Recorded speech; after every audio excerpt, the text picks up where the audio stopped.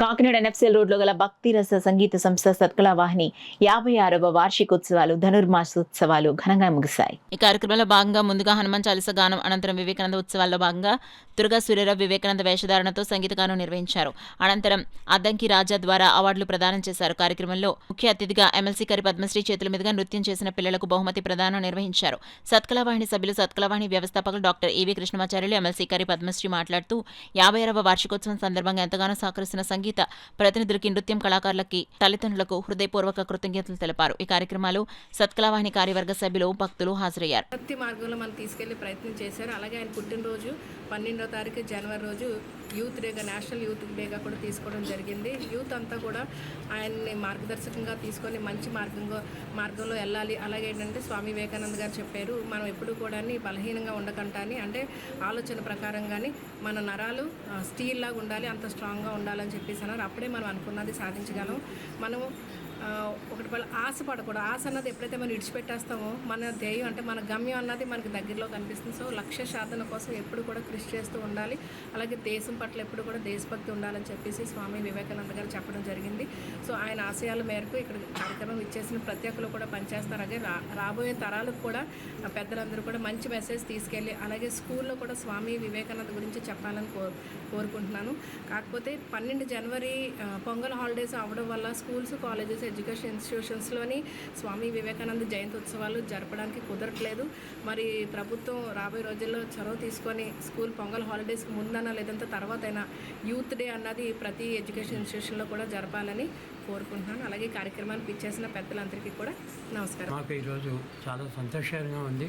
ఎందుకంటే ఇంత దిగ్విజయంగా కాకినాడ పట్టణంలో ఉన్న 10,000 మంది సుమారు కళాకారులతో నాట్యము, సంగీతము, హరికథ వంటి కార్యక్రమాలతో, కోలాటము, భజన వంటి కార్యక్రమాలతో పాటు సామాజిక కార్యక్రమాలు కూడా కొన్ని ఇందులో జరపడంలో వివేకానంద జయంతి జరపడం ఒక గొప్ప స్మరణగా మాకు మిగిలింది. ఈ కార్యక్రమానికి మాకు ముఖ్య అతిథిగా విచ్చేసిన శ్రీమతి పద్మశ్రీ గారికి ప్రత్యేక ధన్యవాదాలు. వారి భర్త గారైన కరి నారాయణరావు గారు సత్కళావాహినితో 20 సంవత్సరాల మీదుగా అనుబంధాన్ని ఏర్పరచుకొని సంస్థలు మాకెంతో చేయూతనిస్తున్న నారాయణరావు గారు, పద్మశ్రీ గారి దంపతులు ప్రత్యేక ధన్యవాదాలు. అంతేకాకుండా మంచి స్పోర్టివ్ మెసేజ్ని మనకు అందించిన వారికి మరోసారి ధన్యవాదాలు అందిస్తున్నాం. అలాగే అందరికీ కూడా మన సంస్థ తరఫున, పెద్దల తరఫున సంక్రాంతి శుభాకాంక్షలు తెలియజేస్తూ, అంతర్జాతీయంగా కూడా మలేషియాలో, దుబాయ్, థాయిలాండ్ దేశాల్లో కూడా అక్కడున్న తెలుగు ప్రవాస భారతీయ సంఘాల సౌజన్యంతో ఎన్నో కార్యక్రమాలు చేయడం జరిగింది. గతంలో కూడా డొక్కా సీతమ్మ గారి పేరు మీద కొంతమందికి పురస్కారాలు ఇచ్చినప్పుడు ముఖ్య అతిథిగా మేడం గారే వచ్చి మేడం గారి చేతుల మీదకి ఇవ్వడం జరిగింది.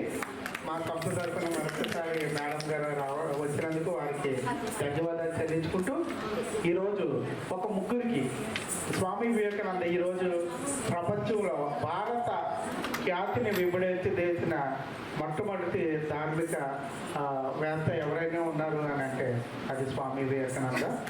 ఆయన 163వ జయంతి వేడుకల్లో భాగంగా ఈరోజు ఒక చారిత్రాత్మక మహానగరం కాకినాడ. ఈ కాకినాడ మహానగరంలో ఈ చారిత్రాత్మక ప్రదేశంలో మేము ఒక ముగ్గురికి జాతీయ స్థాయిలో పురస్కారాలు అందించాలని నిర్ణయించాం.